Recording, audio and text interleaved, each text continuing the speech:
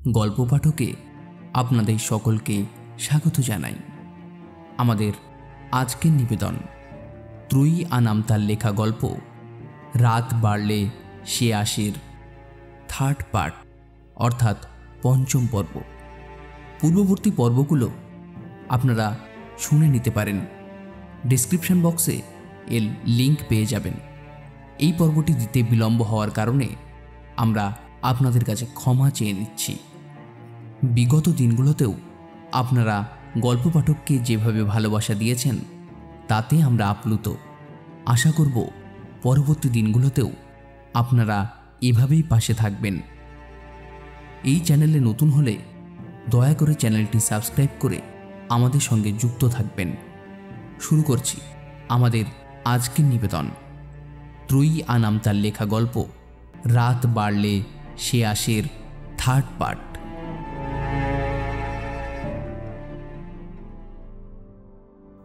ভালোবাসি বলেই ক্লিওপেট্রা রহস্যময়ভাবে হাসল।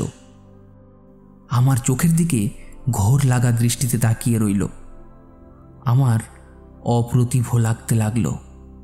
তাই পরিস্থিতি স্বাভাবিক করতে জিজ্ঞেস করলাম, তো তারপর প্রতিশোধ কিভাবে নিলে? ক্লিওপেট্রা ঠান্ডা গলায় বলতে লাগলো, আমার উপর ওই ত্রিবিদ্যা প্রয়োগের পর আমার আত্মবিশ্বাস যেন আরো বহু গুণে বেড়ে যায়।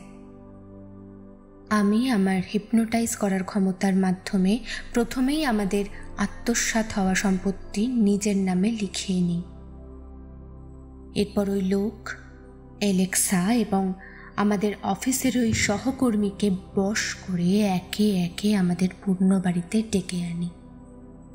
বাড়ির বেসমেন্টে আমি ওদের চেয়ারে বসিয়ে মোটা দড়ি দিয়ে বেঁধে রেখেছিলাম ঠিক 15 দিন। কারণ আমি ঠিক করেছিলাম ধীরে ধীরে ওদের নিঃশেষ করব। একবারেই মেরে ফেললে তো ওরা মরে গিয়ে বেঁচে যাবে। তার চাইতে বরং তিলে তিলে ওদের শেষ করা যাক। তারপর আমি ওদের এক এক দিন এক এক ধরনের শাস্তি দিতাম। তবে শাস্তি দেবার আগে ওদের হ্যালুসিনেট করতে ভুলতাম না। ওদের বিভ্রম তৈরি হতো, ফলে আমার স্থানে ওরা মাকে দেখতে পেত, ভাবতো মা মরে গিয়েও ফিরে এসেছে। তখন ভয়ে ওদের মুখটা চুপসে যেত। আমি যখন ওদের মারতাম ওরা ভাবতো মা মারছে। আমি ওদের হাত পায়ের নখ তুলে ফেলতাম, আঙুল ভেঙে দিতাম একটা একটা করে। কখনো হাত ভাঙতাম, কখনো পায়ের গোড়ালি কেটে ফেলে দিতাম। তারপর হাতের বাঁধন খুলে দিতাম। পায়ের পাতা না থাকায় ওরা হাঁটতে পারত না। যন্ত্রণায় ওরা চিৎকার করত। ওরা যখন মায়ের নাম ধরে ডেকে বলতো, ক্যাথরিন, আমাদের ক্ষমা করে দাও, have mercy on us, please Catherine, please, আমরা নিজেরাই পুলিশের কাছে আত্মসমর্পণ করব। গড প্রমিস, ক্যাথরিন, আমাদের ক্ষমা করে দাও, আমাদের ক্ষমা করে দাও, ফর গড সেক। তখন আমার এত হাসি পেত, একই সঙ্গে একটা অদ্ভুত তৃপ্তি হতো, এত শান্তি লাগতো তখন আমার। আহান, তুমি যদি সেই অনুভূতিটা টের পেতে। বলেই ক্লিওপেট্রা উচ্চস্বরে হাসতে লাগলো। এই প্রথম ওকে ভয় লাগলো আমার। এই নিষ্পাপ চেহারার মেয়েটা এত নৃশংসভাবে কাউকে খুন করতে পারে? ক্লিওপেট্রা আবার বলতে শুরু করলো, তারপর একদিন শেষমেশ ওদের শরীরে আগুন ধরিয়ে দিই। ওরা পুড়ে ছাই হয়ে যায়।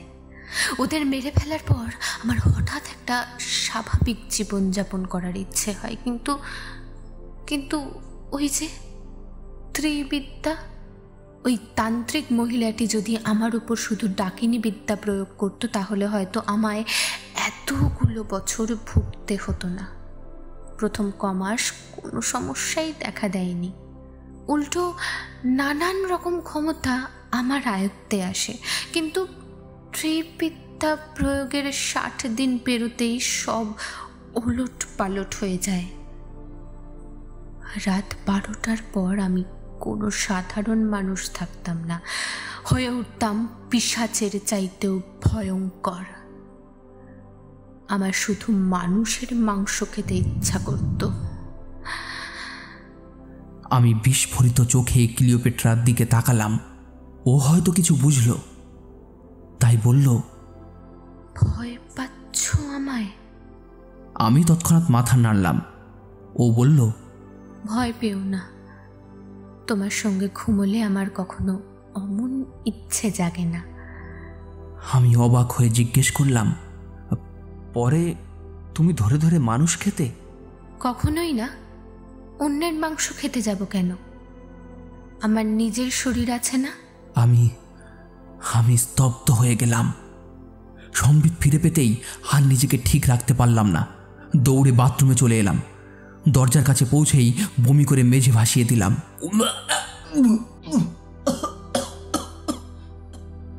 ক্লিওপেট্রা আমার পিছু পিছু এসেছে। ও আমার পিঠে হাত বুলাতে বুলাতে বলল, ঠিক আছো আহান? আমি হাঁপাতে হাঁপাতে উপর নিচ মাথা ঝাঁকালাম। কিছু সময় লাগলো আমার স্বাভাবিক হতেই ওকে বললাম, তুমি নিজের শরীরের মাংস খেতে? উপায় কি? নিজেই তো ডাকানি হবার পথ বেছে নিয়েছিলাম। পরে না হয় তান্ত্রিক আমায় ত্রিবিদ্যায় ফাঁসিয়ে দিয়েছিল, এর সম্পূর্ণ দায় আমার। খামোখা কেন নিষ্পাপ মানুষদের খেতে যাব? এর থেকে নিজেকেই নিজের খাবার বানানোটা বেটার নয় কি? তাহলে তুমি কিভাবে বেঁচে আছো? বেশি খেতে হতো না, এক কামড়ই যথেষ্ট ছিল। সে ক্ষতও আবার রাত পেরোতে না পেরোতেই সেরে যেত। আমি আর সেসব শুনতে পারছিলাম না, তাই এড়াতে বললাম, আচ্ছা, পরে কি করলে? ক্লিওপেট্রার লেপ মুড়ি দিয়ে শুয়ে বলল, আর বসে থাকতে পারছি না। আজকে অন্য দিনের চাইতে বেশি ঠান্ডা পড়েছে আহান। আমি বললাম, তুমি ঠান্ডা অনুভব করতে পারো? আগে পারতাম না, আজ হঠাৎ পারছি। তুমি কি আমাকে ভালোবাসতে শুরু করে দিয়েছো? আমি বুঝলাম না ওর কথার মানে, তাই জিজ্ঞেস করলাম, মানে? ও চুপ করে চোখ বন্ধ করে শুয়ে রইল। আমি বললাম, তারপর কি করেছিলে বলবে না? ক্লিওপেট্রা শুয়েই বলতে লাগলো, এভাবেই দিন যাচ্ছিল আমার, অদৃশ্য হয়ে, নিজের শরীরের মাংস খেয়ে। তোমার কোনো ধারণা নেই আহান, আমি কতবার নিজেকে শেষ করে দিতে চেয়েছি, শতবার আত্মহত্যা করতে গিয়েছিলাম আমি, কিন্তু প্রত্যেকবারই ব্যর্থ হয়েছি। ফাঁসি দিতে গেলে দড়ির সঙ্গে ঝুলে থাকতাম, কিন্তু কোনো ব্যথা পেতাম না। ওভাবেই সারা রাত ঝুলে থাকতাম, মরতাম না। শরীরে আগুনও লাগিয়ে দিয়েছিলাম আমি, জানো, অথচ সামান্য পুড়তো না। পানিতেও ঝাঁপ দিয়েছি, পানির নিচে থেকেও আমার কিচ্ছু হতো না, কিচ্ছু না। এমনকি গাড়ির সামনে ঝাঁপ দিতে গেলে অদৃশ্য হয়ে যেতাম। মোট কথা, একটা অভিশপ্ত জীবন কাটছিল আমার। মরতেও পারবো না, বাঁচাটাও মৃত্যুর চাইতে যন্ত্রণাদায়ক। তারপর কি হলো জানো? তারপর এই অভিশাপ থেকে মুক্তি পেতে তান্ত্রিক মহিলাটির কাছে ছুটে যাই, কিন্তু কিন্তু উনিও কোনো সমাধান দিতে পারে না। শেষে তান্ত্রিক মহিলাটি তার গুরুর কাছে এর সমাধান চায়। তিনি আমাকে দেখা করতে বলে।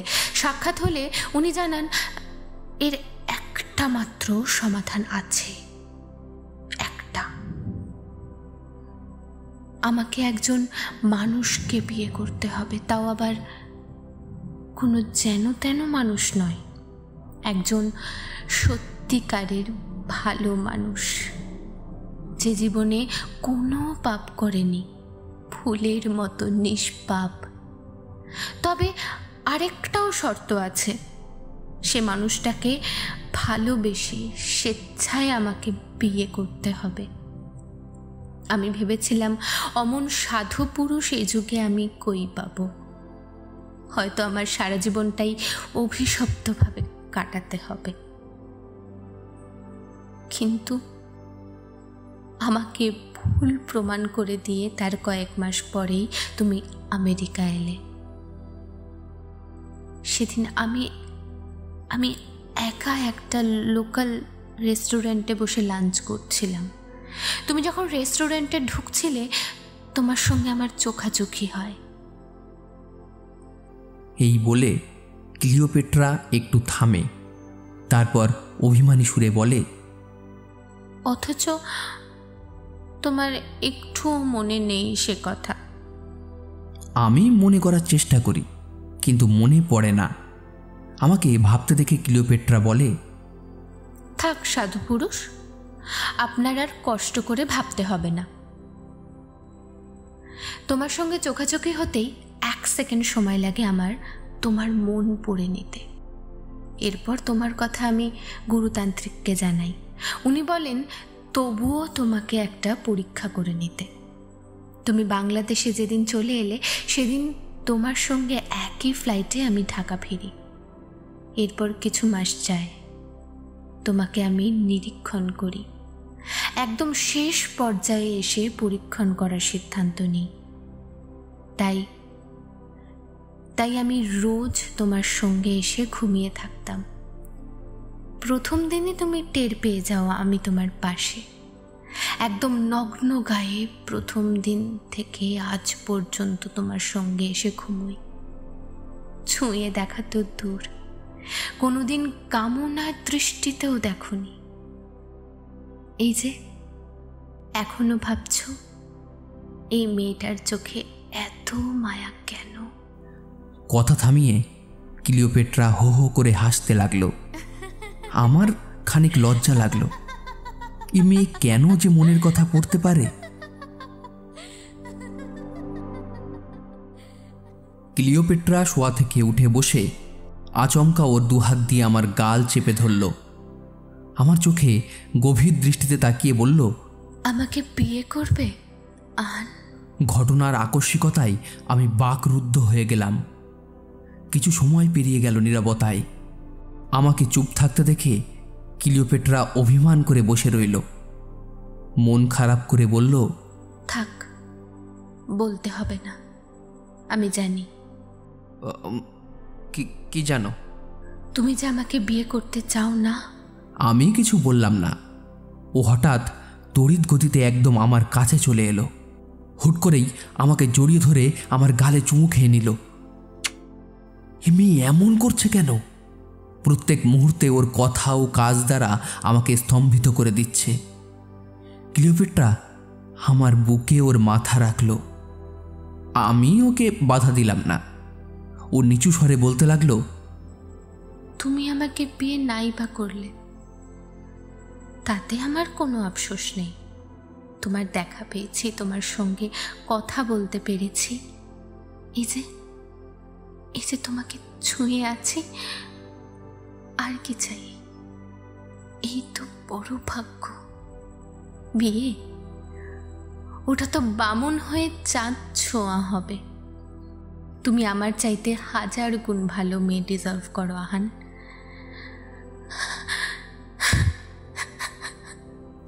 কথা শেষ করেই ক্লিওপেট্রা কাঁদতে লাগলো। কাঁদতে কাঁদতে আমার হাত খামচে ধরল, নখ বসে গেল তাতে। আমি ওকে সরিয়ে দিলাম না। কাঁদুক, কাঁদলে মন অনেক হালকা হয়। কিছুক্ষণ বাদে ও নিজে থেকেই সরে গেল। সরে বলল, ভোর হয়ে যাচ্ছে, ঘুমো। আমি ওর দিকে তাকিয়ে রইলাম। আমি যাচ্ছি না, আমি জানি তুমি আমাকে ছাড়া ঘুমোতে পারো না। আমি চমকে উঠলাম। কে বলেছে কথা? কাউকে বলতে হবে কেন? আমি সব জানি। গত 1 মাস ধরে দেখছি তুমি ঘুমের ভান ধরে পড়ে থাকো শুধু। আমি এলে তবেই ঘুমাও। আমি কিছু বলতে পারলাম না।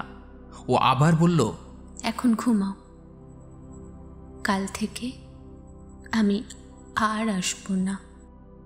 আমি এবারও কিছু বললাম না। বসা থেকে লেপ টেনে গায়ে দিয়ে শুয়ে পড়লাম। ও পেছন থেকে আমাকে জড়িয়ে ধরল। আমি গভীর নিদ্রায় তলিয়ে গেলাম। সকালে ঘুম ভাঙলে পাশে ক্লিওপেট্রাকে দেখতে পেলাম না। চলে গেছে বোধহয়, আর আসবে না। আসবে না মনে হতেই আমার বুকের ভেতরে চিনচিনে ব্যথা হতে লাগলো। আশ্চর্য, আমার কেন এমন অনুভব হচ্ছে? ও তো আমার কেউ না। 2 দিনের জন্য এসেছিল, আবার ওর মতো চলে গেছে। এতে তো কষ্ট পাওয়ার কিছু নেই। 1 দিন, 2 দিন, 3 দিন করতে করতে 7 দিন চলে গেল। আজ 1 সপ্তাহ হয়ে গেল ক্লিওপেট্রা আসে না। মিথিও নিখোঁজ 7 দিন যাবৎ। স্বাভাবিক, কারণ মিথিই তো ক্লিওপেট্রা। মা মিথির শোকে জর্জরিত।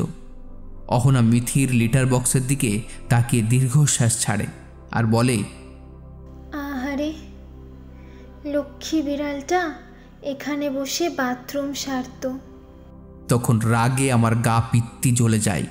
দুনিয়াতে মিথির এত কিছু থাকতে ও লিটার বক্স দেখে ওকে স্মরণ করতে হবে কেন?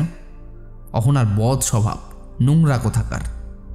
9 করে 15 দিন হতে চলল ক্লিওপেট্রা আসছে না। এই 15 দিন আমার কতটা ভয়ঙ্করভাবে কেটেছে বলে বোঝাতে পারবো না। যেখানে যাই ওকে দেখি। সেদিন দেখি ফ্রিজের ভেতরে বোতলের উপর বসে আছে। এটা কখনো সম্ভব? আমি আসলে পাগল হয়ে যাচ্ছি, তারই আলামত এগুলো। ইদানিং আমার মনে হচ্ছে ক্লিওপেট্রাকে ছাড়া আমি বাঁচতে পারবো না, নির্ঘাত মারা পড়ব। ওকে ফেরানোর উপায় ভাবতে লাগলাম। মনে মনে একটা প্ল্যানও এঁটে ফেললাম। যেই ভাবা সেই কাজ। ফারিয়াকে ফোন করে বললাম ওর সঙ্গে আমি দেখা করতে চাই। ব্যাপারটা রিস্কি হয়ে যাবে, কিন্তু আপাতত এর চাইতে ভালো উপায় আর মাথায় আসছে না। সেদিন সারাদিন ফারিয়ার সঙ্গে ঘুরলাম।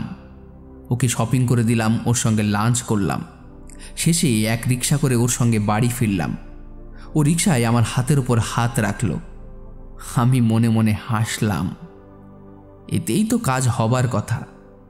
রাতে বিছানায় শুয়ে আছি। এখন আর ঘুমের ওষুধ না খেলে ঘুম হয় না, কিন্তু আজ খেলাম না। শুয়ে শুয়ে ক্লিওপেট্রার জন্য অপেক্ষা করতে লাগলাম। রাত 12টা বাজল। একসময় ঘড়ির কাঁটা দুটোই গিয়ে থামল। তবুও ও এলো না। 3টে বাজতে চলল। আমি দীর্ঘশ্বাস ফেললাম। তবে কি ও আমাকে ছেড়ে একেবারেই চলে গেছে? আমার ভাবনায় ছেদ ঘটালো কারো পায়ের আওয়াজ। আমার বুক ধুকপুক করতে লাগলো। তবে কি ও ফিরে আসলো? আমি শোয়া থেকে লাফিয়ে উঠে বসলাম। ডিম লাইটের আবছা আলোয় ক্লিওপেট্রাকে স্পষ্ট দেখতে পেলাম। ও দরজার কাছে দাঁড়িয়ে মেঝের দিকে তাকিয়ে আছে। দেখে মনে হলো ভীষণ মন খারাপ। আমি বিছানা থেকে উঠে গিয়ে এক প্রকার ঝাঁপিয়ে ওকে জড়িয়ে ধরলাম। সঙ্গে সঙ্গেই ও পাল্টা আমাকে জড়িয়ে ধরল। আমি ওর গাল চেপে বললাম, এতদিন আসোনি কেন তুমি? হ্যাঁ, এতদিন আসোনি কেন? আমার তো আসার কথা ছিল না আহান, তুমিই তো আজ বাধ্য করলে। কি করেছি আমি? কি করনি বলো?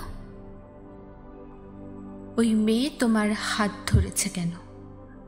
কেন ধরেছে তোমার হাত? তুমি তুমি কেন ফোন করে ওকে তোমার সঙ্গে দেখা করতে বলেছ? ও তোমার কি হয়?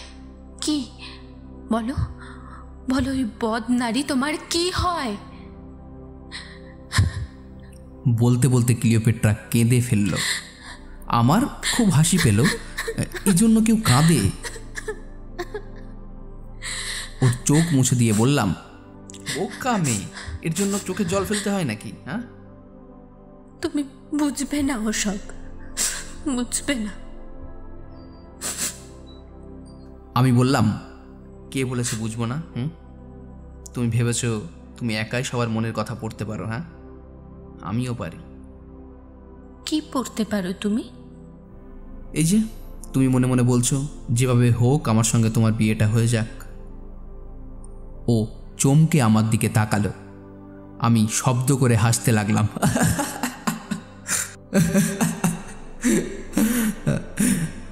আজ যে আমার কি হলো, শুধুই হাসতে ইচ্ছে করছে। ও আমাকে ধাক্কা দিয়ে দূরে সরিয়ে দিল।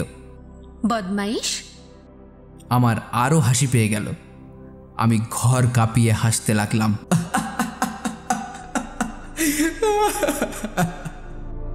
কিছুক্ষণ পর হাসি থামতেই আলমারি থেকে ওর জন্য কেনা সেই লাল শাড়িটি নিয়ে এলাম।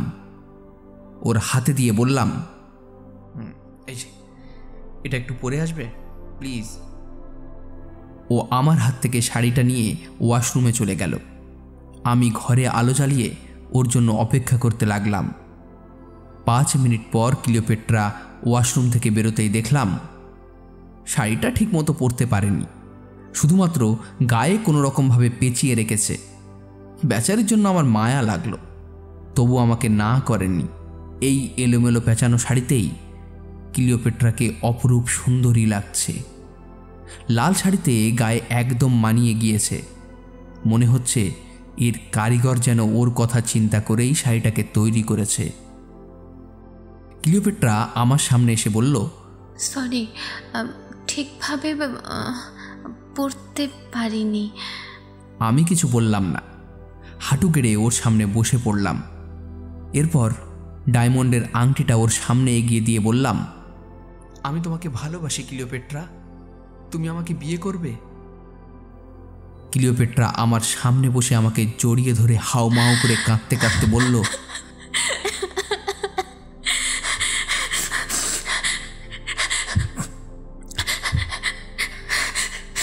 কেন করব না? 100 বার করব, 1000 বার করব। তুমি চাইলে কোটি কোটি বারও বিয়ে করব। আমি ওর থুতনি ধরে মুখ উঁচু করে ওর কপালে চুমু খেলাম। ঠিক সে সময় দরজা ঠেলে মা অহনা ভেতরে ঢুকে পড়ল। আমি ক্লিওপেট্রা দুজনেই বসা থেকে লাফ দিয়ে দাঁড়িয়ে পড়লাম। নিজেই নিজেকে লানত দিতে লাগলাম, কেন যে দরজাটা না আটকে ভিজিয়ে রেখেছিলাম। মা ক্লিওপেট্রাকে দেখে আবার অজ্ঞান হয়ে গেল। আমার আগেই দৌড়ে গিয়ে ক্লিওপেট্রা মাকে গিয়ে ধরল। মার হাত ধরে বলতে লাগলো, ও মা, তোমার কি হলো? আমার দিকে তাকাও মা। আমি অহনা দুজনেই অবাক হয়ে ওর দিকে তাকিয়ে রইলাম। ও উঠে কোথায় যেন চলে গেল। ফিরে এলো পানি ভর্তি গ্লাস নিয়ে। সামান্য পানি ছিটিয়ে দিতেই মার জ্ঞান ফিরে এলো। মা ক্লিওপেট্রার দিকে রাগী দৃষ্টিতে তাকিয়ে রইল। মার জ্ঞান ফিরতেই ক্লিওপেট্রা মাকে জড়িয়ে ধরল। মার চোখে এবার রাগের পরিবর্তে বিস্ময় দেখতে পেলাম। প্রথম সাক্ষাতেই কোনো মেয়ে যে 100 বছরের পূর্ব পরিচিত মানুষের মতো আচরণ করতে পারে তা বোধহয় মার জানা ছিল না। কিছুক্ষণ পর সব স্বাভাবিক হতেই মা ক্লিওপেট্রাকে বলল, তুমি আমার ঘরে এসো, তোমার সঙ্গে আমার কিছু জরুরি কথা আছে। এরপর অহনাকে বলল, অহনা, ওকে নিয়ে আমার ঘরে আয়। অহনা মার পিছু পিছু ক্লিওপেট্রাকে নিয়ে মার ঘরে চলে গেল। যাবার আগে ক্লিওপেট্রা একবার আমার দিকে পিছু ফিরে তাকালো। আমি বুঝলাম না ওই দৃষ্টিতে কি ছিল, আত্মবিশ্বাস নাকি ভয়। এতক্ষণ আপনারা শুনছিলেন ত্রয়ী আনাম তার লেখা গল্প রাত বাড়লে সে আসের থার্ড পার্ট। পরবর্তী আর একটি পর্ব আমরা খুব শীঘ্রই আপনাদের জন্য নিয়ে আসব। গল্পটি ভালো লাগলে ভিডিওটি লাইক করে চ্যানেলটি সাবস্ক্রাইব করে আমাদের সঙ্গে যুক্ত থাকবেন। সবাই খুব ভালো থাকবেন। ধন্যবাদ।